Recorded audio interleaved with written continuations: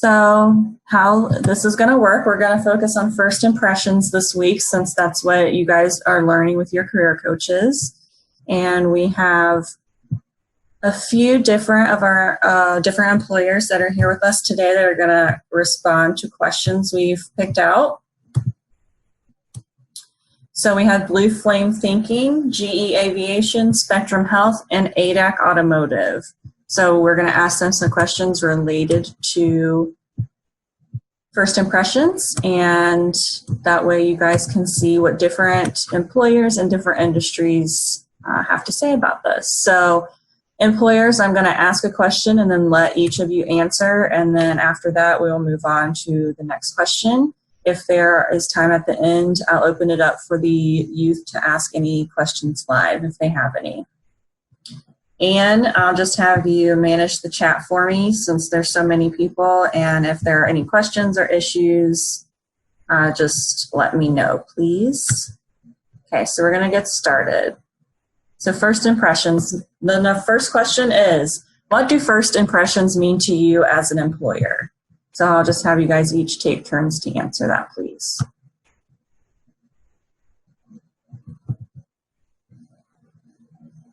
Josh, if you just want to go first for me since you're right there.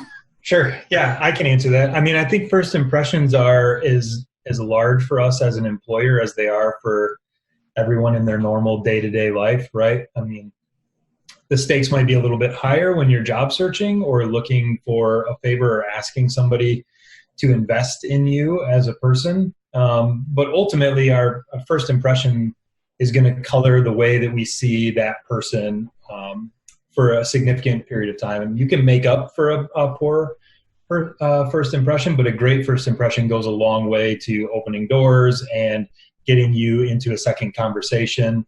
For us, most first impressions happen in a digital way now, even prior to COVID-19, right? So people will submit a contact form or they'll send us a link to their portfolio as a marketing agency. And, we have a number of people who make hiring decisions at the agency, not just myself as the owner. And everyone has a different opinion about how important spelling is or how important the greeting is or level of politeness or how cleaned up your LinkedIn profile is and things like that. But I think ultimately we all view different factors in that as important, and we're looking to try to make an evaluation of how appropriate someone is as an employee based on what we have available to us at the time. And if all we have is an email or a LinkedIn profile, then it's probably important to have those things as cleaned up and as error-free as possible before sending them to somebody. So. Thank you, Josh. Rose, do you want to go next? Yeah, so kind of as Josh had said, it does kind of set the stage for the next couple interactions. If you have a great first impression, it can give people have them look forward to your next interaction with them, or vice versa. And yeah, it can be changed, one way or the other, but you want to definitely go in trying to put your best first impression out there, but be yourself as well. Tamika, would you like to go next? Sure. I agree with Rose and Josh. I'm sorry, someone just called. So it sets the tone, it sets the stage, it introduces you to the next level. It only takes a few seconds to make a good first impression. It only takes a few seconds to make not so good first impression. So as Josh said, your LinkedIn profile needs to be clean. Your resume or bio needs to be clean. There are nerves that play into interviews and first impressions. So practice, speak in front of other people, your friends, then do it in front of someone else. Reread your own resume and bio, because what we do is we read what we think it should say, and then you give it to me and I read it, and I have two piles, and in 1 second I'm going pile left or right. Grammar, spelling is very important to Josh's point. That's why I say make sure you read it again, give it to someone else to read it aloud too. So that makes a difference as well. Yeah, thank you. Tatiana with Spectrum Health, would you like to go? Yeah, absolutely. So, kind of definitely mimicking everyone else, a first impression is definitely your first encounter that you have with someone. And so being able to set that tone. And for me, from a recruiter standpoint, I'm a recruiter at Spectrum Health. And so my first impression is typically over the phone, since we do a lot of more phone interviews than in person. And so, but also that stamps your resume too. So I'm seeing your resume first. And so definitely, as Tamika mentioned, looking at spelling, and also some people tend to put like a little intro on their resumes, even making sure that the date and what organization that you're speaking to is making sure that information is always up to date. But you get that one opportunity to make a first impression. And so that's kind of sometimes it stamps definitely in the brain of that individual that you're speaking with or that group of folks that you're speaking with. So definitely just keeping an eye out on all those different things because they are so important. Awesome. Our next question is, how did each of you make a good first impression at your current job? Yeah, I'll go first on that one since I was talking. So for me, I know going into my interview for my job as a recruiter is definitely, I'm a people's person and I love to talk. And so, greeting that individual, that manager that was meeting me with a smile and a firm handshake, making that good eye contact, and dress to impress, dress the part. You don't have to wear a ball gown or a tuxedo, but definitely being professionally dressed going into for an interview, and just setting that tone and setting it high. Asking questions, being engaged, that was something that I know I had a ton of questions going in, and just expresses your interest and your desire to know more about exactly what's taking place. Whether you've been a part of the organization for a long time or you're just going for a different job or you're new to that particular organization, asking questions, doing some research beforehand. Those were all things that I did. And so, dressing to impress, greeting with a smile, eye contact, firm handshake, and just being engaged. That was some things that I know and recall from my interview and setting that first impression.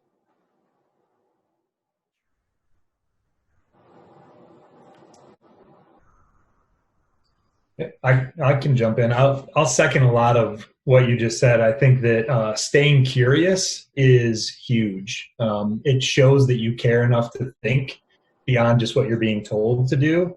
And it shows that you've spent some mental energy or some time thinking through the organization's problems, right? People that ask questions are huge for us. And being a learner and engaging with people, I think making a good first impression is all about just kind of coming in and being yourself. I mean, there's an element of you need to be yourself. You also need to be able to be empathetic to other things that are going on within the organization, right?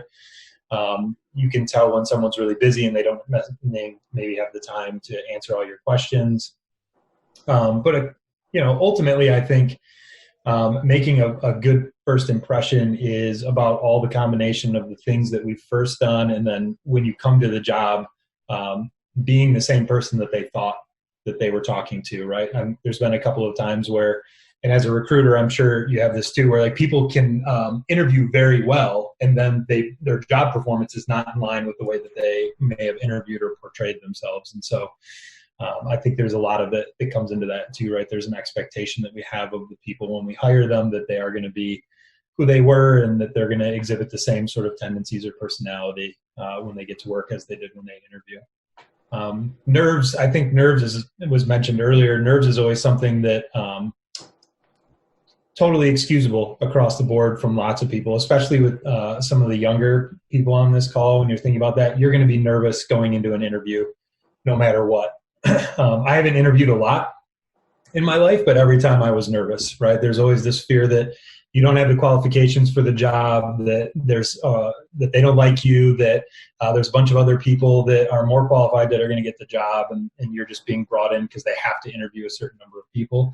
I think good recruiters can look past nerves, especially when they are looking at individuals and they understand maybe just the lack of practice being interviewed and things. And so I would say just find a way to calm yourself and concentrate on what they're asking, and then ask questions back. I think one of the things that people can kind of freeze up a little bit in an interview is if the person interviewing them is asking them questions and they're just answering the questions and they sort of let it die. What we look for is you answer a question and then you ask additional questions to us and we can start a dialogue back and forth.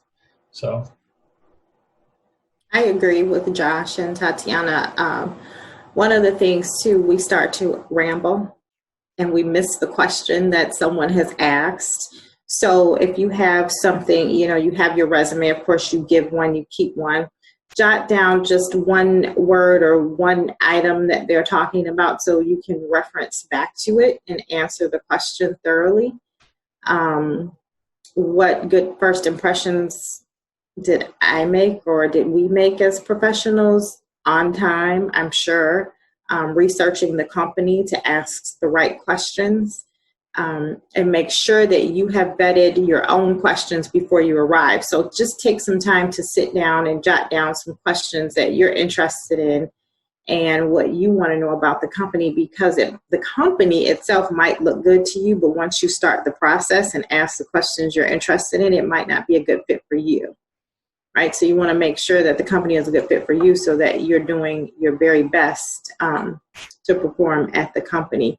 I always walk in, I'm like Tatiana, I'm a social butterfly anyway, so I walk in and I'm smiling, not overly making eye contact with the group. I've done a lot of panel interviews, and that is nerve-wracking to the nth degree. I mean, you've got 4 or 5 or 6 people staring at you, and you're the only one. So it's just good to be prepared when you walk in, and I always say just own the room. Own the room. It's your information. You're giving it to them. If you make a mistake, no one knows but you because it's your information, right? Don't get stuck or stumbled on that information. So that's pretty much what I do. Rose, can we have you give us your perspective from GE? Yeah, so I think the biggest thing that I would think about, especially on the nerves point that everybody has mentioned, is really knowing what helps you calm down and be ready so that you can give the best first impression, whether that's making sure you have ample time before your meeting or call to prepare yourself so that you can give off that best impression, thinking over your experience compared to what the job is and how you can relate to that and show and explain what your best qualifications are and how you would use that within the job. You making sure that you have everything in order. I know personally when a position really means a lot to me is when I am the most nervous. So I make sure I go in looking my best, feeling my best, and having everything in order so I don't feel frazzled and unorganized. It's really a good thing to do and to think about as you're going in and meeting with somebody that's for something important.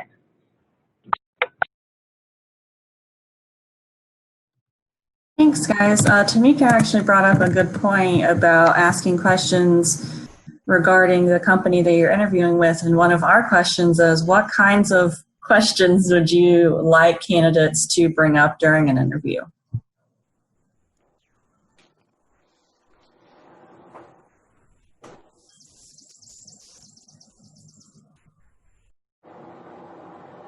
So I'm unmuted already. So what are the day-to-day responsibilities?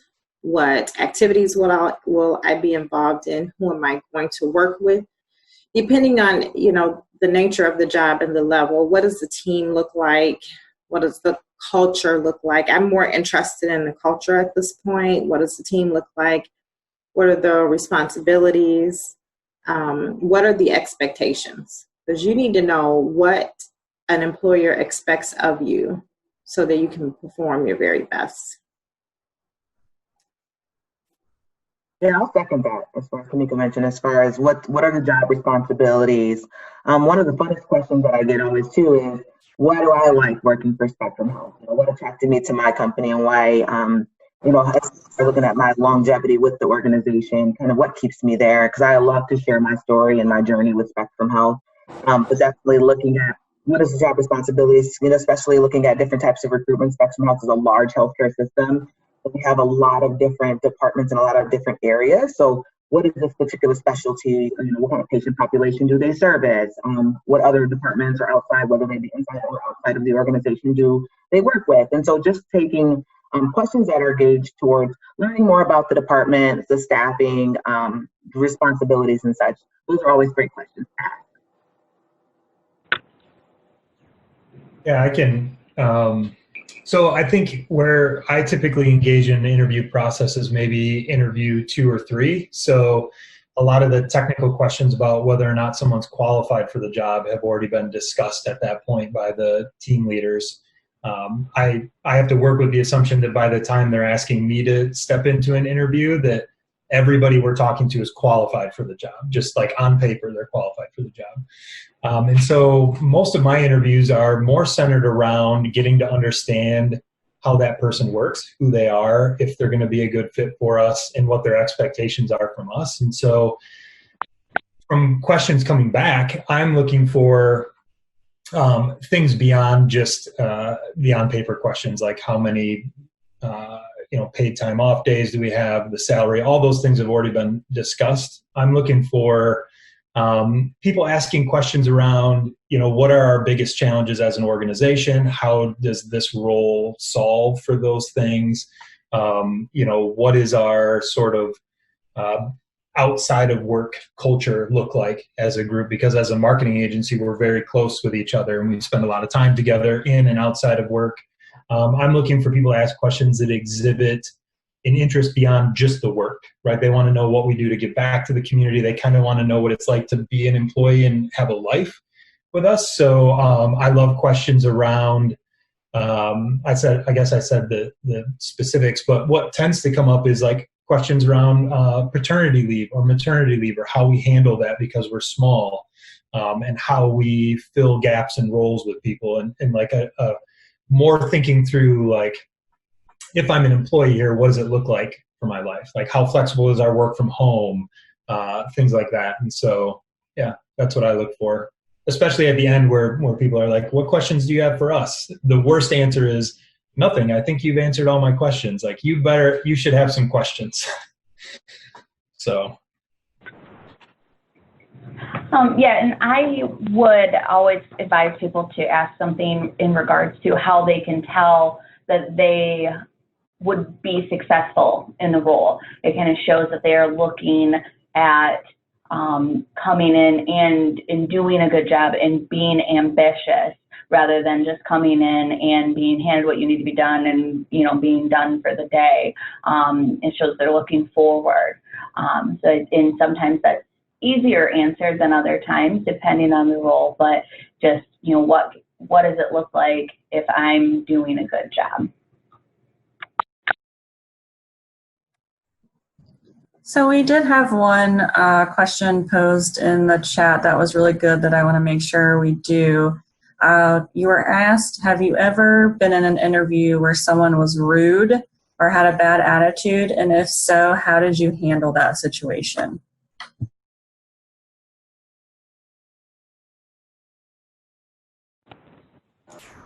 I don't think I've particularly been in that situation, but I have had others that I've spoken to that have been. And really, I think the way that I would suggest handling it is just make the best of it. Do what you know is supposed to be done within an interview from your own practice, but also take, I guess, that into consideration with your impression that you get from the employer. If it's not the greatest experience from the forefront, me personally, it would make me question what the rest of the experience would be like and working there would be like.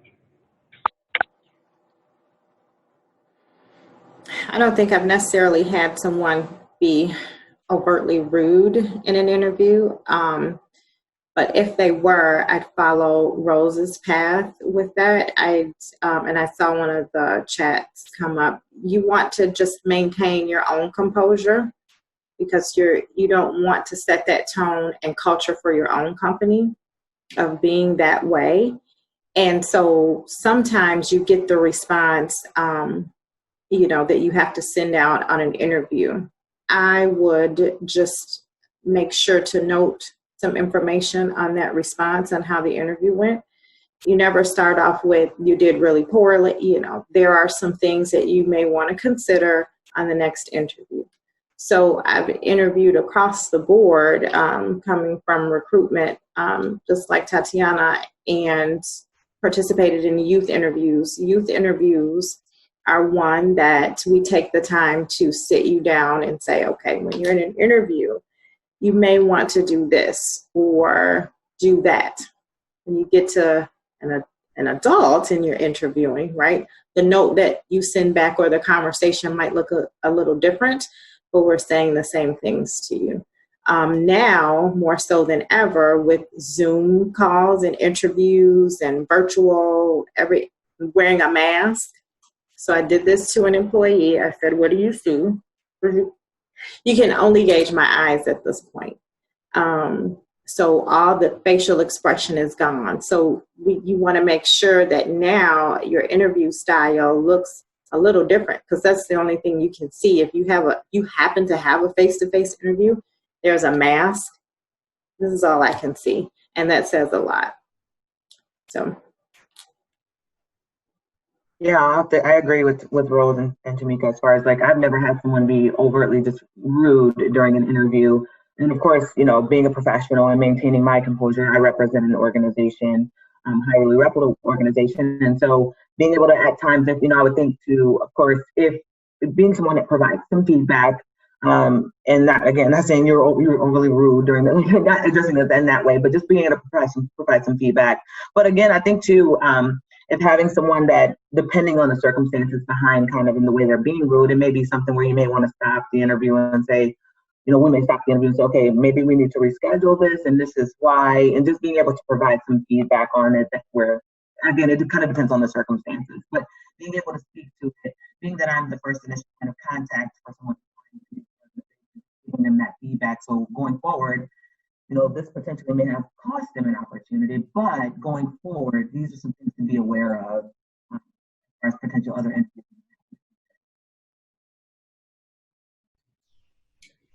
Yeah, I think I've never had a potential employee be rude in an interview, so I can't necessarily provide feedback on that. I think I have had people be inconsiderate, which I would classify as like showing up late to an interview or things like that. Obviously, there's extenuating circumstances around that, but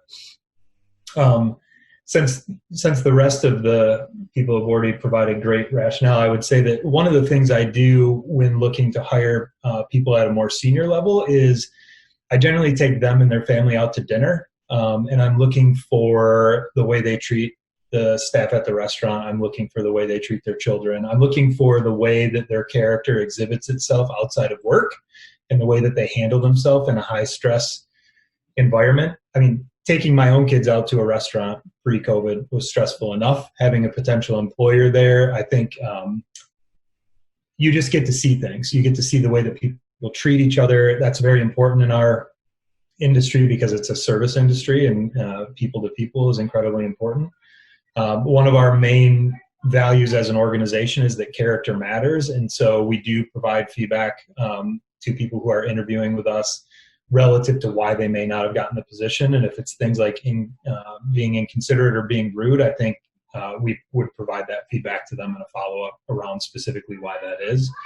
I mean, people may have a harder litmus test with me than others because my dad made us take our shoes off to get into his car. So like the general rule around politeness is different for everyone, right? Like my wife puts her feet up on the dash. I consider that rude, but I'm not going to mark her down for it. Like there's a leeway, but within reason, I think we all have expectations around how we act in public as civilized humans. So.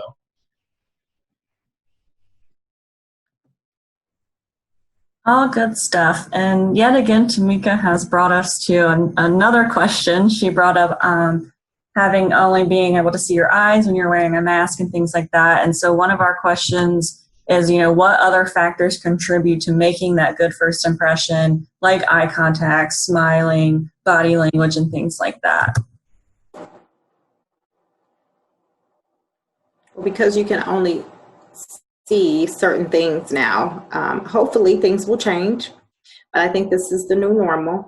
So making sure that you're clear in your conversation. So making sure that you are speaking correctly, you're knowledgeable about what you're looking at, what you're talking about. The eye contact, I saw in the chat how much eye contact. If you're in a panel interview, every single person, you don't want to give the death stare, but you do want to, you want to be engaging. You can smile with your eyes, actually. It's something that you should practice. So put your mask on and smile under your mask, and you'll watch your eyes change. Frown under the mask, and you'll watch your eyes change. Have a thought, you'll watch your eyes change. I have to, I joke with my associates here that I have to catch myself, because someone will knock on my door and I'm doing something and I go, they can see me. I'm not actively thinking about it, but it sends a bad impression because they need me. And I am, engulfed in what I'm doing. So right now, with where we are with COVID, that is one of the biggest things to practice now, is what your eyes are telling me. And then if you're on a Zoom call like now and you don't have a mask on, be engaged. Sit straight up. You got to be engaged. Because we're watching every nuance that you're doing. And especially if you're in a panel interview, there's someone there just to observe your behavior. And that's some of the things that people miss. Right? We watch you come in the door, actually. So you pull up, there's someone watching. Yeah.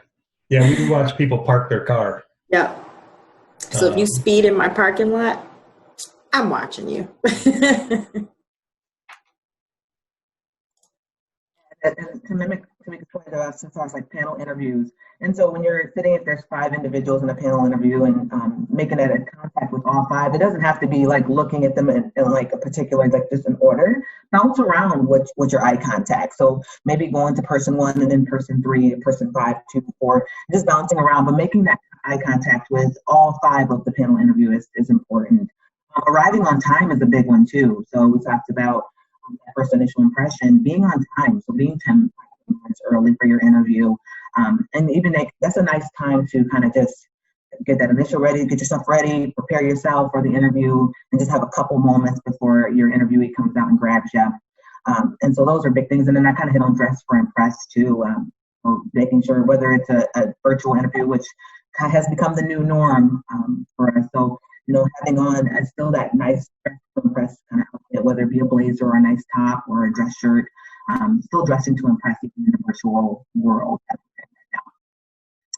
We're a big, kind of as Josh hit on, we're in the service industry too. We service our patients, families, and members. And so that initial point of contact and being that up person is so important, because you're interacting with our community, our patients. And so that's so important. And so setting that first impression is, and those are some things with that as well.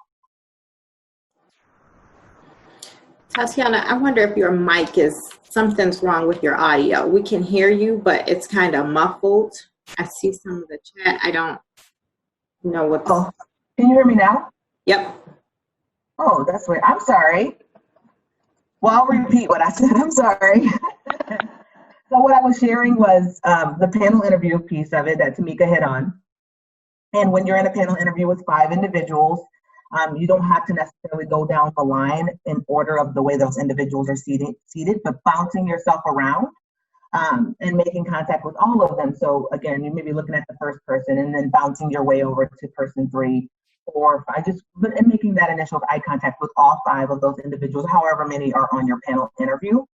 Arriving on time is another thing that I was talking about. And so 5 to 10 minutes before your scheduled interview time, arriving and just kind of preparing yourself before you go into your interview. And another way, because you hear a lot about, I was lost, or I didn't know where to park. Maybe mapping it out before if you're going to a location. So right now everything is kind of virtual or over the phone, but once we get back to a new, or like our original norm, if you will, mapping it out before you get there. So if you So you know exactly where to go, where to report so that you can be on time. And then again, back to that dressing to impress, you know, making sure even if it's a virtual interview, you're still dressed for success. That's so important. And then lastly, I was hitting on is that Josh had mentioned about being in the service industry. We are also in the service industry, being a healthcare system. So our patients, families, and members are at the center of everything we do, and we strive as an organization to provide a seamless, positive experience every time. And so having that upbeat personality and being engaged and asking questions, those are so important when it comes to patient care. We never want our patients, families, and members, or even our employees to feel like they are just kind of there for the moment and they're a number, if you will. We want them to feel that personalized care every time they're coming in. Those are all important things when it comes to that first impression.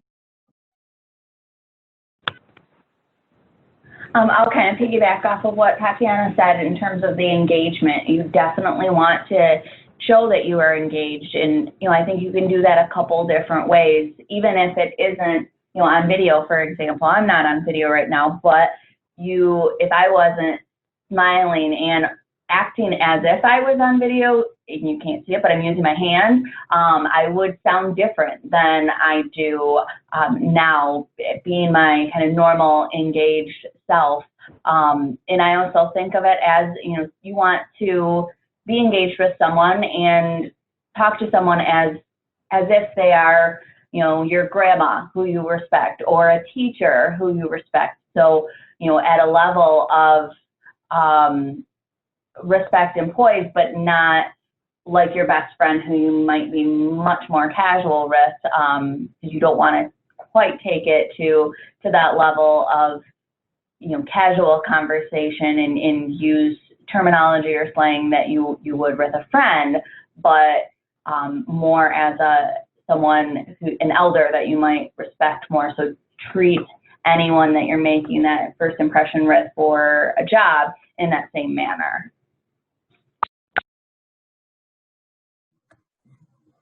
Another interesting question that I got sent to me was, do you guys as recruiters and things like that look for social media presence like Facebook and things? I know you guys mentioned LinkedIn, but do you guys look at any other kind of social media presence for your candidates?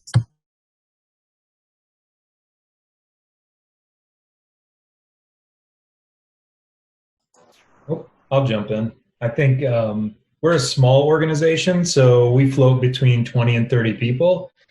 The more casual social media platforms aren't going to be the first place we look at individuals' online life. LinkedIn is going to be for us. But eventually, at some point, we're going to pop on and look at what we can see from a Facebook or a Twitter perspective if someone has the real name there. Usually it's very little because we're not friends with them, but we're a small enough organization that I think all of us are friends with all of us on Facebook. So at the end of the day, that's where you're going to end up. We're really looking for like a family fit with people. I would say working in marketing and being very aware of what data we have access to. Everyone on this call should never assume that anything they've ever done online can't be found by a potential employer. Everything you've ever said, every tweet you've ever shot out, every pic you've ever put on Instagram, every silly dance you've done on TikTok, we can get at all that stuff. As advertisers, we use it to sell you tennis shoes on a daily basis. So the ad platforms are only too happy to hand it over to us and let us look at it. So obviously there's some privacy concerns there, but I think you've got to be responsible digital citizens, and you need to be aware that what you put out there can be seen by everyone. There is no privacy on the internet, even if it feels private. That is simply not the case. So I agree with Josh. Once you hit that button, it's gone. It's up for view. We don't primarily look at Facebook, but LinkedIn, yes, because we can recruit from LinkedIn. So you're looking to make sure that's clean. I've viewed Facebook for some other things, but as Josh said, just assume that I can, and just assume that I will. Yeah, we don't, from the recruitment side for Spectrum Health, we do not look at your as Facebook or Twitter. However, we do use those social media platforms as far as forms of advertising different events that we may be hosting. And so we all represent Spectrum Health in our organization. So even we should always be mindful, because just as Josh shared, there's never think that you cannot find. Once it hits the internet, it's out there forever. So just be mindful of what you post. And so kind of having that mentality, as Tamika just said, just know that if I wanted to, I could. But we do not, as far as like initially looking for those things, we do not. We do use those same social media platforms as forms of posting jobs. But for me, from a recruitment standpoint, it's more so that LinkedIn profile and the LinkedIn system more so.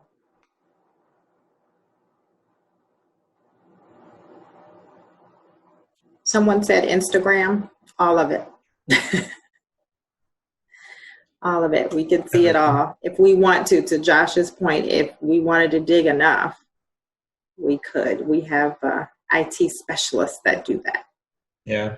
And I think as a follow-up to that, I mean, I know we're talking about job interviews and recruitment, but there's obviously a lifetime attached to that, right? So it's very common for people to lose their jobs because of comments they made on social media or things they did, or we handle the social media accounts for a lot of large organizations, and quite often individuals will bring a grievance about an employee to an organization on their social media channel. So you just have to be aware that that's all stuff that's out there. It's part of being a digital citizen. So it's not just the recruitment, it's long-term employment. You know, depending on your organization stance, you can be fired for things you post on your own personal social media channel. You can be fired for videos people take of you in public and post onto social media. So I think the answer is be a person of character and do good. And you won't have an issue.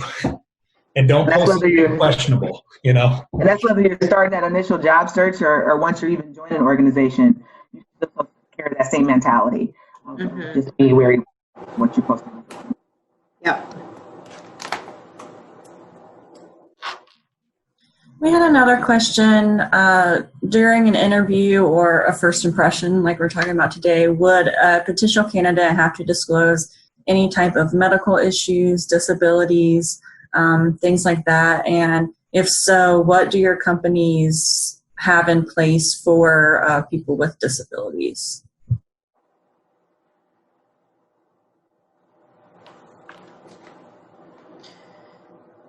So disclosing disabilities, you want to be careful with that because you have ADAA laws that are in effect. We have a team that looks at those things on an individual basis, but companies now they need to be in compliance. So be very careful about, and I'm just going to say this, if you think you have a disability, don't think that you can't work at that company or learn the same. If you want to inquire on disabilities, inquire, but be careful about divulging certain things. You want to be open to a point, but consider what you're asking and know before you go in what the expectation is on your side. What are you expecting that company to say and do? But there are laws that are in effect, put into effect for that to protect you. If it's a learning disability, you know, something that you can't see, so you want to be careful with that. And as an employer, we need to be careful with that, right? If you walk in, I can't just assume that you have a disability. Yeah, I would agree exactly with that. And again, not disclosing those things for the recruiter interview. We're not looking for disclosure of disabilities. That's more handled on the back end for us, and making sure those disabilities can be accommodated based off what that job calls for. And so we do not we don't ask those questions. We don't ask questions surrounding that in our initial interview. We don't look for that information to be disclosed to us during that stage. Again, that's something that would come more towards the end, just to ensure that we can accommodate, because each job is different. Right. You just mentioned never assume that you can't do something based off a disability that you may or may not have. It's something that we would just look to ensure that for that particular job, it's something that we could accommodate, but that's more towards the back end for us. If you guys have career coaches or someone that you can talk to, know what's legal and what is not legal. Some things are not legal to ask. And then as a new person in the job market, you may answer that question and put yourself, in an open, I call it an open field, right? Know what's legal, what's not legal, and ask the questions, especially while working with Michigan Works and you have a group of people that can answer or research those questions for you. Ask those questions.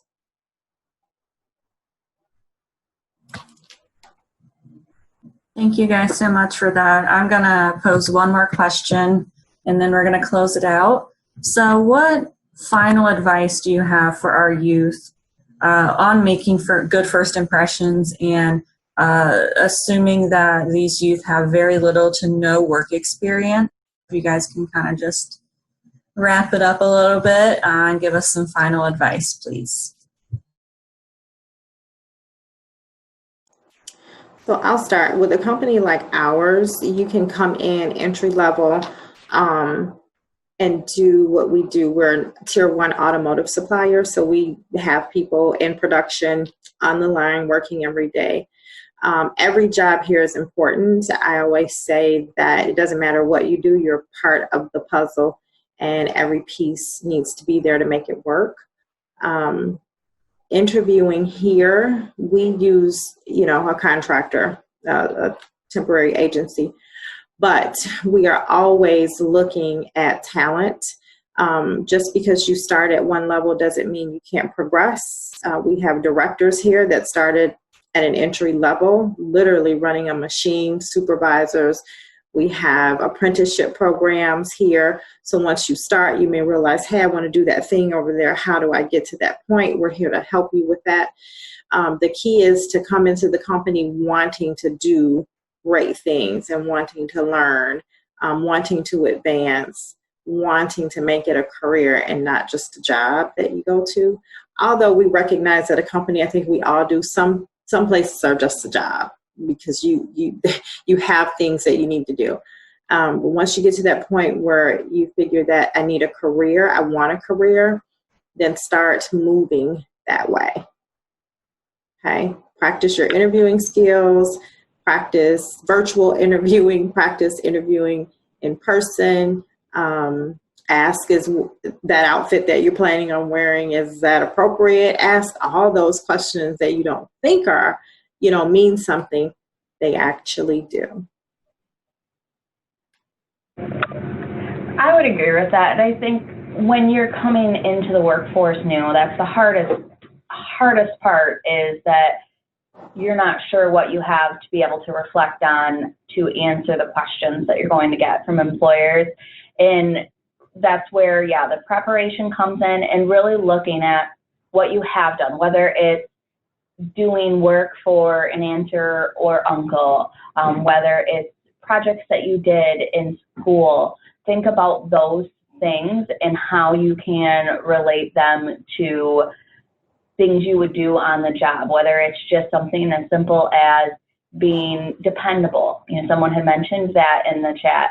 If you are relied upon by your parents or your aunt to come over and walk the dog every day, or to babysit on a regular basis, something as simple as that can be used as an example of your reliability and dependability. Or if you worked on a project with a group in school, going into some detail about what the project was, what it entailed, how you had to work with the rest of the group, what your piece of it was, and what your end result was, shows that you can think about that information, explain it clearly, and demonstrate the skills that you use to give confidence in the employer that you can then bring that on the job, even if it's in an entry-level position where you're simply putting pieces together, or running a machine and keeping it going. It's those simple core ideas that you want to be able to explain and express that you have done, even if it's in a, a non-traditional sense for that employer.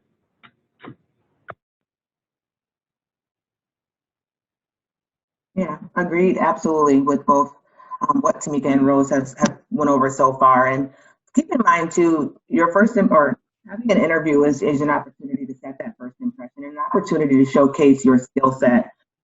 We have 4 C's at what we call our values. We call them the 4 C's at Spectrum Health, and one of them is compassion. Compassion is not something that you have to have work experience to showcase. Just being someone that cares about people. We're in the business of people, and again, you can hear smiles through the phone, and that you're really caring about getting to know this job and getting to know the organization and getting to work with people. That's so important. And so being able to just talk about things that you're doing, whether even with volunteering work, or volunteer work, I should say, being able to just talk about that and kind of, these are the things that I've been doing. I'm really excited to learn these things. Here's why I want to learn. Here's why I want to do this job. Here's why I will be the great fit for this. And just being able to, again, showcase your skill set, what you've learned and what you're looking to learn. So just keep in mind that we all know you're going to be nervous coming in for an interview, and that's okay. I was nervous today, even to kind of not knowing exactly what to expect. There's always that sense of nervousness in anything we do, but just know that we're people and we're excited to learn about you, and excited for you to learn about us and our organizations. And so being able to just talk through that and showcase your experience is so important as well. Yeah, to follow up, I think everything that's been mentioned so far is really valuable. Just a couple of thoughts. One, I know we're concentrating on interviews, but interviews don't necessarily have to be your first impression with a potential employer. At a larger organization, you may have to go through that, but quite often we have kids, college students reach out, ask for job interviews, ask for job shadows, or maybe just want to have coffee or talk. And I think if you keep an open mindset and realize that networking is probably one of the most important and powerful ways you can advance a career in the long term, it's the people you know have the biggest impact on where you're able to grow. And having access to a bigger network is really important. There's no reason you can't start that now. Get on LinkedIn, reach out to a couple of business owners. For the most part, we're very open to that, right? Like every time a kid or a high school student has reached out to me, I've had juniors in high school job shadow me for the last semester, way earlier than we would normally have people job shadow, but they showed initiative. And so the answer is always yes. To people that ask, the answer is usually yes. So I would encourage you to make impressions outside of that, because quite often when I look back at my career, most of the time when I was able to advance was not through a traditional interview process. It was through somebody who knew somebody who gave me a shot at a job that I was not qualified for. And when you roll into your first job, you're not going to be qualified for anything other than showing up on time. So I would also recommend, for us, we look for people who are problem solvers and are self-learners. So if you don't have the skills for the job you're shooting for, I didn't have the skills for the first job I got. Somebody took a break on me.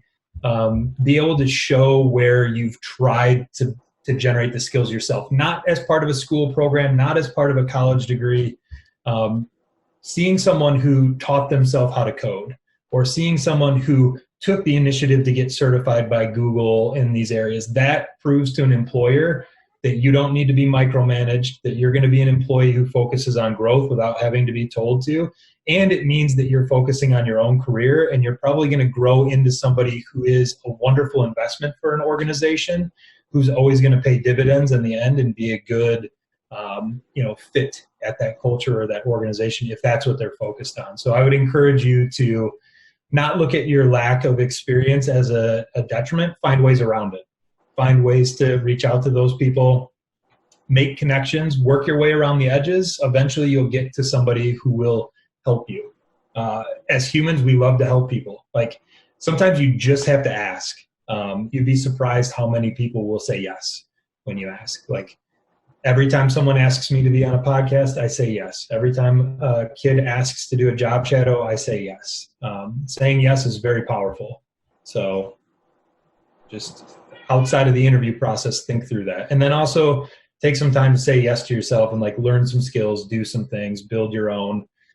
confidence. I mean, many of you are living in an age where you can start your own business and do your own thing. And whether it's, arbitrage on Amazon and selling products, or being a streamer, or whatever it is, if you're passionate about something and you really love something, employers and recruiters can tell. And those people are usually going to be successful in life despite everything that gets put in front of them. So displaying passion is huge as well. So. I would also say, wherever go ahead. you are, whatever you're doing, do your best and be your best at it. Tatiana said it best, and Josh, there are some intangible skills, so things you can't feel, touch. One, Tatiana said, is compassion, great customer service. I have literally offered people jobs with great customer service at a restaurant. Or I've walked into schools and participated in some panels, and they just were awesome. And I'm like, you need to do this. You can come and work for us. And they're amazed. You would be surprised at who's watching you and your actions and your demeanor, and will actually offer you a job. You don't even have the experience, as Josh said, just showing up on time. So there are some things that you can do while participating in programs like this, and we see you and we recognize that, and we will actually look to offer you a job. Awesome. Well, we're a little bit over our time, so I just want to thank you guys so much for being a part of this. I know some of you are going to be on future panels, so we look forward to that. Thank you so much, and we will be in touch at a later date. I'm hoping to send out a survey for you guys to fill out and kind of give us feedback on what we can do to improve. And we just really are thankful for your time today.